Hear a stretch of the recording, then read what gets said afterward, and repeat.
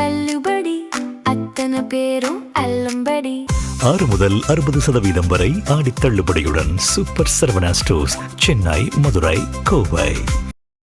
வைகோ கிட்ட ஒரு ப்ராமிஸ் போயிருக்கு, ஜெயிக்க வைக்க வேண்டியது என் பொறுப்பு அப்படின்ட்டு. ஆமா, அதான் குதிரை பேரம். இப்ப அதான் குதிரை பேரம். அப்ப டைரக்டா சிஎம்ஏ இன்வால்வ்டு இல்ல. அதுக்கப்புறம் என்னன்னா, ஜெயிக்க வைக்கிறதா அவர் பொறுப்பு. ஜெயிக்க வச்சிருவாருல்ல அவரு. ஆமா, ஜெயிக்க வச்சுக்கிறது அவர் போட்டுருவாங்கல்ல. அதான் என்னங்க, இப்ப அவர் ஜெயிச்சதே அவர் பொறுப்புன்னு அவருக்கு தெரியாது. அவர் யார் பொறுப்புல ஜெயிச்சாருன்னு அவருக்கு தெரியுமா? அவர் ஜெயிச்சதே அவர் பொறுப்புல ஜெயிச்சாரா இல்ல அமித்ஷா பொறுப்புல ஜெயிச்சாரா, யார் பொறுப்பு தெரியாது. மக்களுக்கு ஓட்டு போட்டது, நம்ம போட்ட ஓட்டு நான் யாருக்கு போகுதுன்னே மக்களுக்கு தெரியாது. ஓகே, நீ போடுற ஓட்டு யாருக்கு, நீங்கள் ஒரு சின்னத்துக்கு ஓட்டு போடுவீங்க, அந்த ஓட்டு அந்த சின்னத்துக்கு தான் போய் விழுந்துச்சின்னு உங்களுக்கும் தெரியாது. என்ன அதையெல்லாம் ஏற்றுக்கிட்டு நம்ம உட்காந்துக்கிட்டு ரிசல்ட்டை பார்த்துக்கிட்டு கைதட்டிக்கிட்டு, ஓ மக்கள் மாற்றி விட்டார்கள், மாற்றி செஞ்சு விட்டார்கள், மாற்றத்தை வரவேற்றார்கள், இந்த கட்சிக்கு மாற்றி அந்த கட்சிக்கு போட்டாங்க அப்படின்னு சொல்லிட்டு இருக்கோம். அப்போ என்னங்க அது, கண்ணு முன்னால் இவிஎம் ஃப்ராடு நடக்குது, இவிஎம் மூலமாக மேனிப்புலேஷன் நடக்குது. இது எத்தனை வட்டம் சொன்னாலும் புரியல அப்படின்னா என்ன வேணாலும் பண்ணிட்டு போங்க. ஓகே, பிஜேபி என்ன நினைக்கிறாங்களோ அதுதான் நடக்கும்.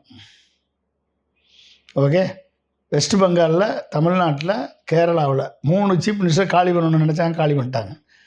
தமிழ்நாட்டில் முக்கியமான மினிஸ்டர் காலி பண்ணணும்னு நினச்சாங்க, காலி பண்ணிட்டாங்க. இன்க்ளூடிங் சீஃப் மினிஸ்டர் திரு மு.க. ஸ்டாலின் காலி பண்ணியாச்சு. திமுக அதிமுகவையும் ஒழிக்கணும்னு நினச்சாங்க, ஒழிச்சிட்டாங்க. இப்போ விஜய் என்ற ஒரு ப்ராக்சி கவர்மெண்ட்டை கொண்டாந்துருக்காங்க. அவருக்கு அடுத்து இப்போ அண்ணாமலை என்ற ஒரு ப்ராக்சி, இன்னொரு ப்ராக்சியை கொண்டாடுறாங்க. இந்த 2 ப்ராக்சியும் சேர்ந்து கூட்டணி ஆட்சி அமைக்கும். அடுத்த ஆட்சி. அந்த கூட்டணி ஆட்சி அமைச்ச பிறகு விஜயை காலி பண்ணிவிட்டு பிஜேபி அண்ணாமலை தத்தெடுத்து அண்ணாமலை டைரெக்டாக பிஜேபியினுடைய முதல்வராக மாறுவார். அவ்வளோதான் நடக்க போகுது. இதுதான் நடக்க போகுது. இவிஎம் இருக்க வரைக்கும் இதுதான் நடக்கும். இப்போ அண்ணாமலை அவர்களால் விஜய் பதவிக்கு ஆபத்துன்னு புரிஞ்சுக்கணுமா? அப்புறம் என்ன, வேறு யாருக்கு பதவிக்கு ஆபத்து? விஜயை வச்சுக்கிட்டு கதை ஓட்ட முடியுமா? விஜயை வச்சுட்டு ஆட்சி நடத்த முடியுமா? விஜயனுடைய கூட இருக்கக்கூடிய அமைச்சர்களை வச்சுக்கிட்டு ஆட்சி நடத்தி பிஜேபியினுடைய ஒரு சில திட்டங்களை செயல்படுத்திக்கிட்டே இருக்கலாம். ஆனால் பிஜேபியினுடைய டைரக்ட் ஆட்சி வேணும்ல, யாரால முடியும்? அது கொஞ்சம் கொஞ்சமாக தானே வரணும். மக்கள் உடனே நம்ப மாட்டாங்கல்ல. இப்போ விஜய் எப்படி நம்பினாங்களோ, பெர்செப்ஷனை கிரியேட் பண்ணி இவிஎம்ஐ வச்சு யூஸ் பண்ணி பண்ணாங்களோ, அதே மாதிரி அண்ணாமலைக்கு பெர்செப்ஷன் கிரியேட் பண்ணுவாங்க, கூட்டத்தை காமிப்பாங்க. அந்த கூட்டத்தின் மூலமாக அண்ணாமலைக்கு ஒரு வேவ் இருக்குதுன்னு சொல்லி விஜய் வர்சஸ் அண்ணாமலைன்னு கொண்டு காமிப்பாங்க. திமுக அதிமுகவை காலி பண்ணி ஒட்டுமொத்தமாக ஒன்று சோழியை முடிச்சுட்டு விஜய்க்கும் அண்ணாமலைக்கும் போட்டின்னுவாங்க. இப்போ விஜய்க்கு அண்ணாமலைக்கும் போட்டியில் விஜய் 50%, அண்ணாமலை 50% சீட் எடுப்பாங்க. இதில் யார் அதிகமாக கூட்டம் குறைய இருக்காங்களோ அவங்கள சீஃப் மினிஸ்டர் ஆக்குவாங்க. பீகார் மாதிரி வேலை நடக்கும் அடுத்த ஒரு 5 வருஷத்துக்கு. அதுக்கு அடுத்த லாஸ்ட் 5 வருஷத்தில் பிஜேபி ஆட்சியை பிடிக்கும். அவ்வளோதான், முடிஞ்சு போச்சு. இவிஎம் இருக்க வரைக்கும் இது நடக்கும். நீங்கள் என்ன தான் பண்ணாலும், என்ன தான் பிரச்சனை பண்ணாலும் ஒன்றும் நடக்க போகிறதில்ல. இதுதான் நடக்க போகுது. இது எத்தனை வட்டம் சொன்னாலும் நம்மளுக்கு மக்களுக்கு விளங்காது. மக்கள் அதை பற்றி கவலைப்படுற மாதிரி இல்லை. அவர்கள் எதிர்காலம் சீரழிஞ்சு கெட்டு போனால் அவங்களுக்கு என்ன கவலை இருக்குது? அவங்கள பொறுத்த வரைக்கும் அவங்களுக்கு பணம் வருதா, அவங்களுக்கு வேலை இருக்கா, எல்லாம் பார்ப்பாங்க. ஆனால் எல்லாம் சீரழிஞ்ச பிறகு தான் அவங்களுக்கு தெரியும், ஐயோ இருக்க வரவள் டேமேஜ் ஆகிப்போச்சு அப்படின்னு அப்புறமேல் தெரியும். அண்ணாமலையும் நான் பிஜேபியை எதிர்க்க வேண்டிய இடத்துல எதிர்ப்பேன்னு சொல்லியிருக்காரு. அவரை பி டீமு என்ன பிஜேபி எதிர்க்க வேண்டிய இடத்துல தான் இவர் கொள்கை எதிரி தான் அவர் விஜய் சொன்னார். கொள்கை எதிரி தான் சொன்னார். எல்லா கொள்கையும் அமல்படுத்திட்டு தான் இருக்கார். ஏங்க அண்ணாமலை நீங்கள் என்னங்க, ஒரு இன்னமும் அவருக்கு ஒய்+ பாதுகாப்பு கொடுத்துட்ருக்காங்க, வேணான்னு சொல்லிட்டாரு அப்படின்னு சொன்ன பிறகு அவங்க ரொம்ப அவ்வளோ தூரம் பாதுகாப்பு கொடுக்குற அளவுக்கு தன் கட்சியை விட்டு போனவங்க, பிஜேபி கட்சியை விட்டு போனவங்களுக்கு பாதுகாப்பு கொடுக்குற அளவுக்கு அமித்ஷா அவ்வளோ நல்லவராங்க? சொல்லுங்கள். ஒரு சீனியேஷனுக்கு ஒரு வாரம் நேஷனல் மீடியா பேசுகிற அளவுக்கு ஒரு ஹைப்பை கிரியேட் பண்ணாங்களே, அது யாரால் கிரியேட் பண்ணப்பட்டது? மோடி அமித்ஷாவுக்கு கண்ணசைவு இல்லாமல் அது ஹைப்பு கிரியேட் ஆகிருக்குமா நேஷனல் மீடியா லெவலில்? சொல்லுங்கள்,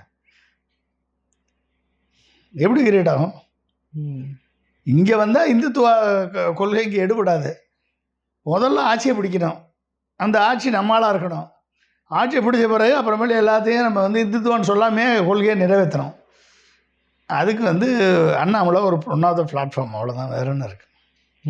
அவர் பின்னால் இருக்கக்கூடிய ஆட்கள் யாருன்னு பாருங்கள், எல்லாம் பிஜேபியிலேருந்து வந்தவங்க தான் இருக்காங்க, எல்லாம் இந்து முன்னணி பிஜேபியிலேருந்து வந்தவங்க தான் அங்கே இருக்காங்க. அப்புறம் இதுக்கு மேலே என்னதான் பெரிய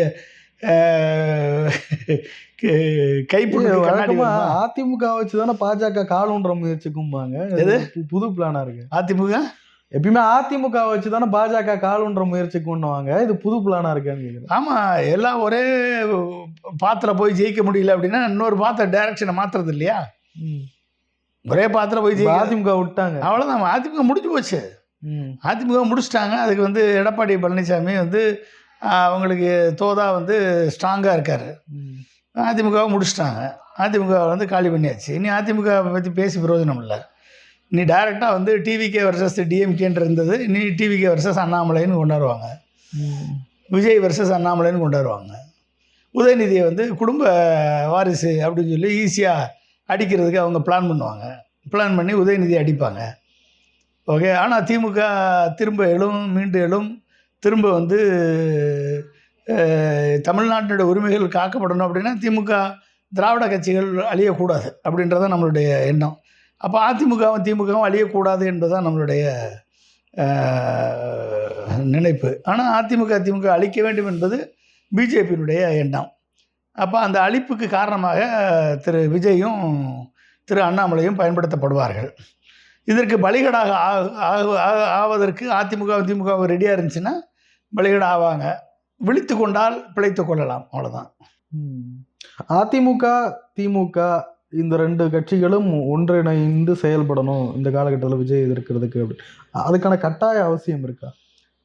நீங்கள் திமுகவையும் அதிமுகவையும் அழிக்கணுன்றது தான் வந்து ஒரு பிஜேபியினுடைய அஜெண்டா. அந்த அஜெண்டாவை வந்து பல்வேறு வழிகளில் வந்து செயல்படுத்திட்டு வர்றாங்க. அப்போ அப்படி செயல்படுத்தி கொண்டு வரும் பொழுது 234 தொகுதியிலையும் நின்னா வந்து ஜெயிக்க போகிறாங்க அவங்க அதிமுகவும் திமுகவும்? சொல்லுங்கள். 234 தொகுதியிலையும் யாரோ 118 பேர் தொகுதியில் ஜெயிக்கிறவங்க தான் ஆட்சி அமைக்க போகிறாங்க, சரிங்களா? அப்போ வந்து தொகுதி பங்கீடு பண்ணிக்கிற வேண்டியதானே? தொகுதி பங்கீடு பண்ணி ரெண்டு பேரும் கூட்டணி சேர்ந்தால் முடிஞ்சு போச்சு, வேறு யாரும் வர முடியாமல் போகும், அவ்வளோதானே, ஜோடி முடிஞ்சிடலாம்ல. அப்போ திமுக அதிமுக தாண்டி தமிழ்நாட்டில் எவனும் வர முடியாதுன்ற லெவலுக்கு வந்துருமா இல்லையா? என்ன இவர்கள் ஒழிக்கப்பட வேண்டியது ஊழல். இவர்கள் மேலே இருக்கக்கூடிய ஒரே குற்றச்சாட்டு ஊழல், குடும்ப வாரிசு. இதை ஒழிச்சிடணும். ஓகே. இளைஞர்களுக்கு வாய்ப்பு கொடுக்கணும், ஊழலை ஒழிக்கணும், கிரவுண்ட் லெவலில் மக்களை மதிக்கணும், தொண்டர்களை மதிக்கணும், இளம் ரத்தம் பாசணும் அதிமுகவும் திமுகவும். இப்போ ஊழலை ஒழிச்சாச்சு அப்படின்னா வந்து இப்போ ஊழல் ஒழிக்கிறேன்னு சொல்கிற எவனும் ஊழல் ஒழிச்ச மாதிரி எனக்கு தெரியல. ஏன்னா அதனுடைய டைமென்ஷன் கொஞ்சம் குறைஞ்ச மாதிரி தெரியும். எம்ஜிஆர் 2 வருஷம் இனிஷியல் 2 இயர்ஸில் பார்த்தீங்கன்னா ஊழலே கிடையாது. 1977 80 வரைக்கும் ஊழலே கிடையாது, அவர் மேலே ஊழல் குற்றச்சாட்டே கிடையாது. ஆனால் 80க்கு அப்புறம் ஊழல் குற்றச்சாட்டு வந்தது, ஓகே. ஆனால் அதையும் கவனமாக அவர் அவாய்ட் பண்ணார், சரிங்களா? அப்போ அந்த ஊழல் குற்றச்சாட்டு இல்லாமல் இவர்கள் அதிமுக திமுக இது வரைக்கும் டெலிவரி பண்ணியிருக்கக்கூடிய அத்தனை நலத்திட்டங்களும் சரி, தமிழ்நாட்டை முன்னுக்கு கொண்டு போகிறதுக்கும் விதைத்தது அதிமுகவும் திமுகவும் தானே. அதிமுக இல்லைன்னா இன்றைக்கி தமிழ்நாடு இந்தளவுக்கு முன்னணி மாநிலமாக வந்திருக்காது. அப்போ இன்றைக்கி முன்னணி மாநிலமாக இருக்கக்கூடிய மாநிலத்தை போய் நான் முன்னணியில் கொண்டாடுவேன்னு அண்ணாமலை சொல்கிறாரு, நான் முன்னணியில் கொண்டாடுவேன்னு விஜய் சொல்கிறாரு. ஏற்கனவே முன்னணியில் தான் இருக்குது, சரியா? அப்போ என்ன பண்ணணும்? வேறு என்ன பண்ண வேண்டியது இருக்குது? மூணு பேர் ஒன்று சேரணும். யார் சேரணும்? அதிமுக திமுக விடுதலை சிறுத்தைகள் கம்யூனிஸ்ட், இந்த 4 பேர் வந்து ஒரு தொகுதி பங்கீடு கொண்டாடணும். தொகுதி பங்கீடு இருந்தால் மதச்சார்பின்மை பாதுகாக்கப்படும், திராவிட சித்தாந்தம் அழியாமல் காக்கப்படும், பொது உடைமை சித்தாந்தம் அழியாமல் காக்கப்படும். வந்து பெரியார், அம்பேத்கர், மார்க்ஸு, அண்ணா கொள்கைகள் வந்து பாதுகாக்கப்படும். தமிழ்நாடு வந்து மீண்டிடும். அப்போ அதுக்கான சூழலை உருவாக்கணும், அவ்வளோதான், வேற ஒன்றும் இல்லை. நீங்கள் வந்து ஊழலை வந்து இனிமேல் வந்து ஊழல் பண்ணுறத வந்து ஊழலில் வந்து குறைக்கணும். ஊழல் வந்து மக்கள் சேவையில் ஊழல் பண்ணக்கூடாது. எந்த சேவையும் மக்கள் சேவையில், இப்போ இவர் சொல்கிறார், விஜய் சொல்கிறாரு ஊழலை ஒழிச்சிட்டேன், எங்கே போனாலும் ஊழல் கிடையாது அப்படின்னு சொல்கிறாரு. இப்போ ஊழல் கிடையாது அப்படின்னா right to service act implement பண்ணியிருக்கீங்களா? சரி, ஊழல் கிடையாதுப்பா, எனக்கு 3 நாள் ஆக வேண்டிய வேலை 2 நாள் ஆயிடுச்சுன்னா நான் ஊழலும் இல்லை, 2 நாள் என் வேலை நடந்துருச்சு. 3 நாள் ஆக வேண்டிய வேலை 3 நாள் ஆனால் கூட போதும் எனக்கு. ஆனால் 3 நாளில் ஆக வேண்டிய வேலை 3 மாதம் ஆச்சுன்னா அதுக்கு ஊழல் ஆட்சியே பெட்டர்ன்னு போயிடுவான்ல மக்கள். அப்போ efficiency coupled with less corruption, corruption less government. அப்போ இதை ரெண்டையும் மிங்கிள் பண்ணி கொடுக்க வேண்டிய தேவை வந்து அதிமுகவுக்கு இருக்குது. உங்கள் மேலே இருக்கக்கூடிய குற்றச்சாட்டே அதுதான், ஊழல் தான் குற்றச்சாட்டு. இப்போ இந்த ஊழல் குற்றச்சாட்டுலேருந்து நீங்கள் வெளியே வரணும் அப்படின்னா ஏகப்பட்ட விஷயங்களை சரி பண்ணணும். இப்போ பாருங்கள், ஸ்ரீவில்லிபுத்தூரில் மணல் கொள்ளைக்கு தாவேகா கட்சிக்காரர்கள் பணம் வாங்க ஆரம்பிச்சிட்டாங்க. இந்து நாளிதழில் ஓப்பனாக வெளியே வந்திருக்கு. ஸ்ரீவில்லிபுத்தூர்லேயும் ராஜபாளையத்துலேயும் நீங்கள் வந்து கிட்டத்தட்ட 8 லட்சம் செங்கல் சூளை தொழிலாளர்கள் அங்கே வந்து செங்கல் சூளையை மூடியிருக்காங்க போன ஆட்சியில். ஏன் மூடப்பட்ட சூழல் ஏற்பட்டது அப்படின்னா, இந்த மணல் கான்ட்ராக்டர்கிட்ட மொத்தமாக மணலை கவர்மெண்ட்டு கொடுத்துருது. அப்போ என்ன ஆகுது அப்படின்னா, மணல் மட்டும் இல்லை, அவர்கள் வந்து வண்டல் மண்ணை கூட போய் காட்டில் போய் எடுக்க விட மாட்டுறாங்க. செங்கல் தொழிலுக்கு அவங்களுக்கு வந்து மணல் கிடைக்க மாட்டேது, மண் கிடைக்க மாட்டேது. செங்கல் தொழில் நசிவடைந்து பாதிக்கப்பட்டு செங்கல் தொழிலை மூடி 8 லட்சம் தொழிலாளர்கள் பாதிக்கப்பட்டாங்க. போராட்டம் நடத்திட்டாங்க, எத்தனையோ நடத்தினாங்க. ஸ்ரீவில்லிபுத்தூர், ராஜபாளையம், நம்ம சங்கரங்கோயில், அந்த தென் மாவட்ட பகுதிகள், விருதுநகர் மாவட்டம், அடுத்து நீங்கள் வந்து கோயம்புத்தூர், இந்த சைடு எங்கெல்லாம் செங்கல் தொழில் அதிகமாக நடக்குதோ அங்கெல்லாம் வந்து இந்த மண் எடுக்கிறதுல பிரச்சனை. ஸோ இந்த பிரச்சனை திமுக அதிமுக ஆட்சியில் தொடர்ந்து வந்து மணல் கான்ட்ராக்டர்கள் அடித்த கொள்ளைகளின் விளைவாக இது வந்து நடக்காமல் போச்சு. அவர்கள் பாதிக்கப்பட்டாங்க. சரி, தாவேக்காவுக்கு ஓட்டு போட்டாங்கன்னு சொல்லி தாவேக்காவுக்கு ஓட்டு போட்டாங்க. இப்போ என்னாச்சு அப்படின்னா, தாவேக்காவில் வந்து மணல் கொள்ளைக்கு பணம் வாங்க ஆரம்பிச்சிட்டாங்க ஸ்ரீவில்லிபுத்தூர் பகுதியில். இந்த ஓப்பனாக வந்துருச்சு, ஆடியோ வந்துருச்சு, வீடியோ வந்துருச்சு, இந்து நாளிதழில் நியூஸ் வந்துருச்சு. அப்போ லஞ்சம் ஊழல் தாண்டவம் ஆடிட்டு தானே இருக்குது. மணல் கான்ட்ராக்ட் எடுக்கணுன்னா பணத்தை கொடு, எடுத்துக்குவோம் அப்படின்னு சொல்லி பண்ணும்போது அப்போ என்ன ஆகுது அப்படின்னா, இப்படிப்பட்ட விஷயங்களில் வந்து ஊழல் நடக்கக்கூடிய விஷயங்களை கூர்ந்து கவனித்து மக்களை பாதிக்காத அளவுக்கு உங்கள் ஊழலை குறைச்சிக்கிட்டிங்கனாலே மக்கள் வந்து உங்களுக்கு ஓட்டு போடுவாங்க. அது தாவேக்காவாக இருந்தாலும் சரி, திமுகவாக இருந்தாலும் சரி, அதிமுக. நீ ஊழலை ஒழிக்கலாம் வேணாம்ப்பா, உங்களால் ஒழிக்க முடியாது, எவனாலே ஊழல் ஒழிக்க முடியாது. ஊழலை கொஞ்சம் குறைச்சிக்கோங்க. மக்கள் சேவையில் ஊழல் எல்லாம் பார்த்துக்கோங்க. மக்கள் சேவை உடனடியாக கிடைக்கிற மாதிரி பார்த்துக்கோங்க. கான்ட்ராக்டில் கமிஷன் அடிக்கணும்னா அடிச்சுட்டு போங்க. நீ கான்ட்ராக்டில் கமிஷன் அடிக்காமல் நீ இருக்க மாட்டே, நீ வந்து அடிக்க மாட்டேன்னு சொல்லிவிட்டு திரும்பி அடிக்க தான் போகிறீங்க. ஓகே, ஆனால் அந்த அடிக்கிறத கொஞ்சம் குறைச்சி அடிங்க. அப்போ ஊழல் பண்ணால் கூட இன்றைக்கி திமுகவும் அதிமுகவும் தமிழ்நாட்டை வந்து அடுத்த நிலைக்கு எடுத்து கொண்டு வந்திருக்காங்க. நீ ஊழலே பண்ணாமல் இந்த கடந்த 50 நாட்களில் தமிழ்நாட்டை வந்து பிற்போக்கு ஒன்றிய பிஜேபி அரசினுடைய செயல் திட்டங்களை ஒன்றா செயல்படுத்திட்டு வர்றீங்களா? எப்படி ஏற்றுக்கிறது? அப்போ இது இப்படிப்பட்ட ஒரு சூழல் வரும் பொழுது திமுக அதிமுக ஒன்று சேர்றதுல என்ன தப்பு இருக்குது? தொகுதி உடன்பாடு வச்சுக்கிறதுல என்ன தப்பு இருக்குது? நீங்கள் குதிரை பேரத்தில் ஈடுபடலாம். திமுக கூட்டணி கட்சிகளை கல்லாப்பட்டி கூட்டணியெல்லாம் வந்து குதிரை பேரம் நடத்தி மினிஸ்டர் பதவி தரேன், உங்களுக்கு பணம் பதவி தரேன்னு சொல்லி நீங்கள் வந்து ஆட்சி நடத்தலாம். ஓகே, அதிமுகவை உடைக்கலாம், குதிரை பேரம் நடத்தி உடைக்கலாம், மதிமுக கட்சியவே காலி பண்ணலாம். இதெல்லாம் நீங்கள் செஞ்சால் அதெல்லாம் ஓகே, அதெல்லாம் ஓகேயா? ஆனால் திமுக அதிமுக சேர்ந்துடக்கூடாதா? திமுக அதிமுக சேர்ந்துடக்கூடாதா? சுச்சுவேஷன் எப்படி வரப்போகுது பாருங்க. இப்போ முன்னா வருது. இப்போ திருமாவளவன் தன் அதிருப்தியை வெளிப்படுத்திகிட்ருக்காரு. இப்போ வேறு ஒரு சிபிஐ வீரபாண்டியன் தன் அதிருப்தியை வெளிப்படுத்திகிட்ருக்காரு. இன்னும் கொஞ்சம் கொஞ்சம் போக போக இவர்கள் தங்கள் அதிருப்தியை வெளிப்படுத்திகிட்டே இருப்பாங்க. அதுக்குள்ளே இன்னொரு 5 எம்எல்ஏ எடுத்துருவாங்க. குதிரை பேரத்தில் ஒரு 15 எம்எல்ஏக்கள் வந்த உடனே எலெக்ஷன் கமிஷன் வந்து உடனே தேர்தல் நடத்தலான்னு சொல்லிடுவாங்க. ஏன்னா அமித்ஷாவுடைய ஆட்சி தானே இங்கே நடக்குது. தேர்தல் நடந்தான்னு சொன்னால் 15 தொகுதியிலையும் தாவேக்கா வெற்றி வரும். அமித்ஷானுடைய அருளால் வெற்றி பெற்ற உடனே இவங்கள எல்லாத்தையும் காங்கிரஸ் உட்பட எல்லாரையும் அடித்து விரட்டிட்டு தெருவில் நிறுத்திட்டு நாங்கள் சுயமாக ஆட்சி நடத்துகிறோன்னு உங்கள் ஆட்சி நடத்துவாங்க அடுத்த 5 ஆண்டுகளுக்கு. இதை பார்க்க தான் போகிறோம், நீங்கள் பார்க்க தான் போகிறீங்க. திமுக அதிமுக இந்த இது ஒரு பக்கம் இருக்கட்டும், ஒருவேளை இப்படி சேரணுன்ற அவசியம் இருந்ததுன்னா அந்த அளவுக்கு பெரிய சக்தி தானே தாவேக்கா? அப்படிலாம் ஒன்றும் கிடையாது. பெரிய சக்தி அப்படியெல்லாம் ஒன்றும் கிடையாதுங்க. இவிஎம் இருக்க வரைக்கும் ஓகே, பெரிய சக்தின்றது பிஜேபி தான் பெரிய சக்தி.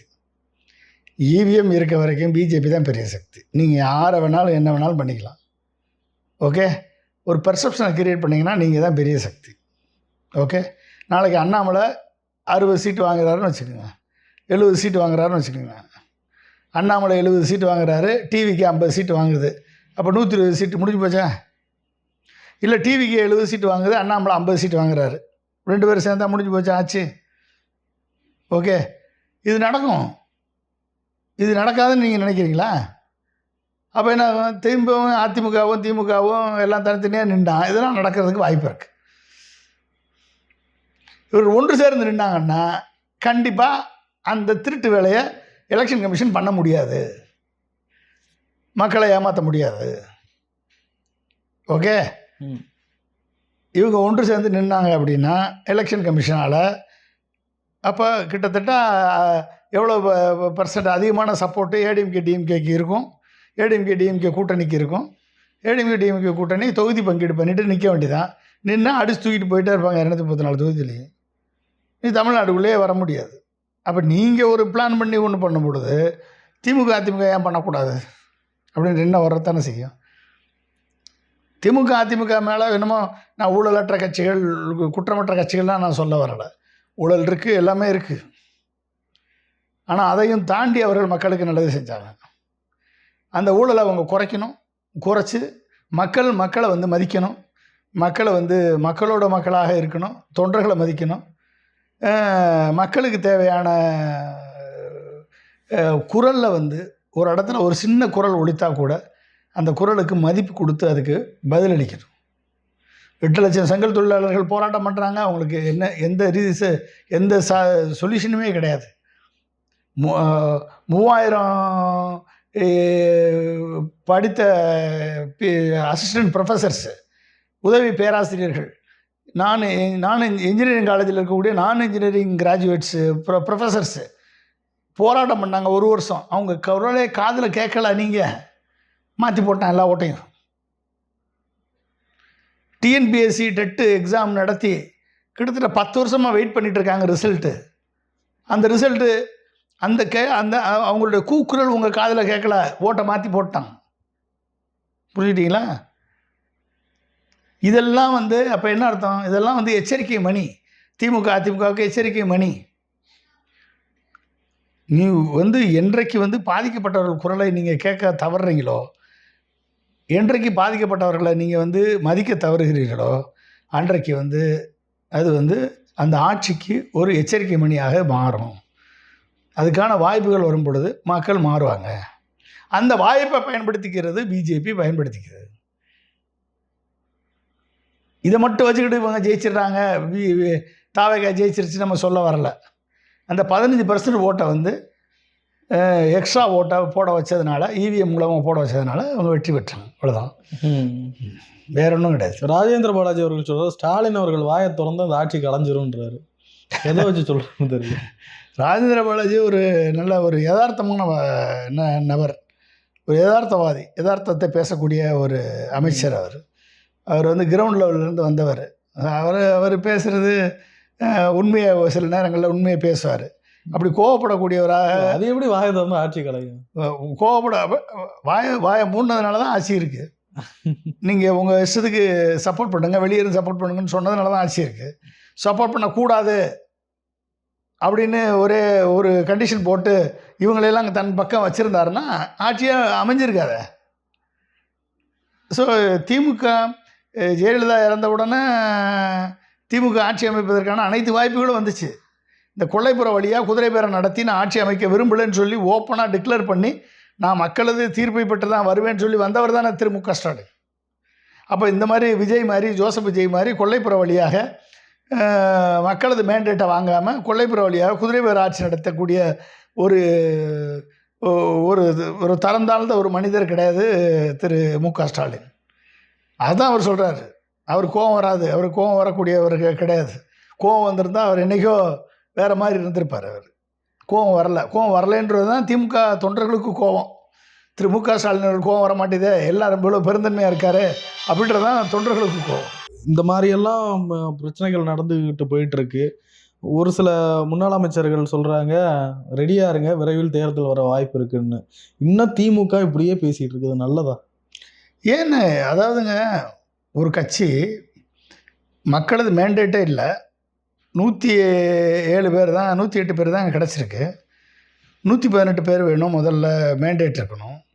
107 பேரை வச்சுக்கிட்டு குதிரை பேரை நடத்தி ஆட்சியை தக்க வைத்து நாங்கள் 5 ஆண்டு காலம் அல்ல 50 ஆண்டு காலம் நாங்கள் தான் என்று ஒரு கட்சி சொல்லும் பொழுது எதிர்க்கட்சிகளுக்கு 6 மாதம் கூட நீ தாங்க மாட்ட, உடனே 6 மாதத்துக்கு மேலே நீ இருக்க மாட்டேன்னு சொல்கிறதுக்கு அவங்களுக்கு, நீங்கள் சொல்லும் போது அவங்களுக்கு சொல்கிறதுக்கு வாய்ப்பு இல்லையா? அப்போ அவங்க சொல்லத்தான் செய்வாங்க. அது நடக்குதோ நடக்கலையோ ரெண்டாவது விஷயம்.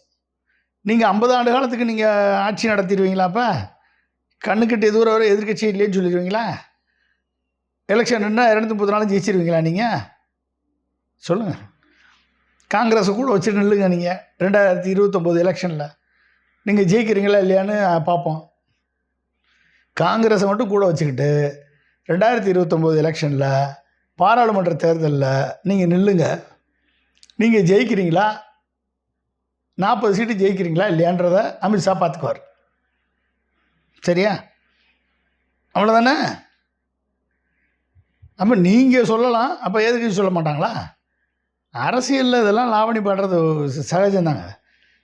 அது அரசியலில் ஆட்சி நீடிப்பதும் நீடிக்காததும் திரு ஜோசப் விஜய் கையில் இருக்குது, ஜோசப்புடைய செயலில் இருக்குது, திரு ஜோசப்பினுடைய நடவடிக்கையில் இருக்குது.